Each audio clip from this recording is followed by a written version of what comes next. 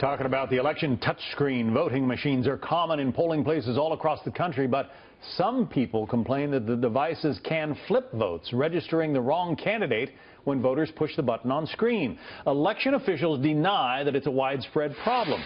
Eric Sean takes a look. Eric? Hello, John. Well, what happens if you go vote for Donald Trump and Hillary Clinton's name is checked, or you vote for Mrs. Clinton and Jill Stein's name pops up?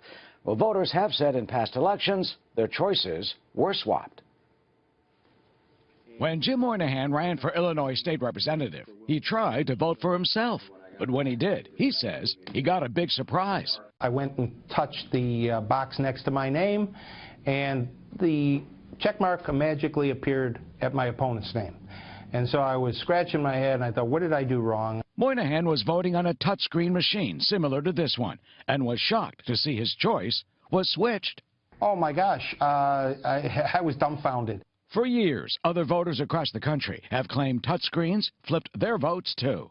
In 2010, both Democrats and Republicans said it happened in North Carolina and other states. Same thing in 2012, when we reported from Ohio. Imagine voting for your presidential candidate on one of these touchscreen machines. You push his name, but the X goes to the other guy. In other words, keep pressing or let somebody know. Jim says that's exactly what he did 6 or 7 times. Because I kept pushing in different areas to try to find out how the heck am I going to get that check mark in my box. Can a touchscreen switch a vote?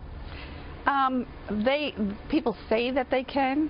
I've never seen it do it, and I work with them all the time. Patricia Kolb is the county clerk in Warren County, New Jersey, where touchscreens have been used for a decade.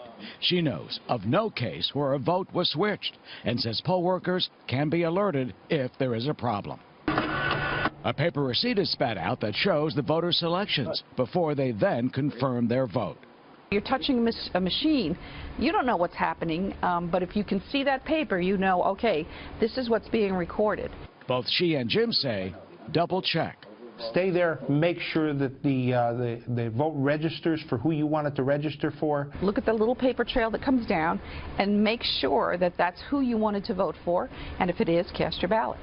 Oh, Jim voted in Chicago, and the Cook County's clerk office told us the machine had what's called a calibration error. That's a common reason someone's choice on a screen could be changed. They say they took the machine out of service and tested it.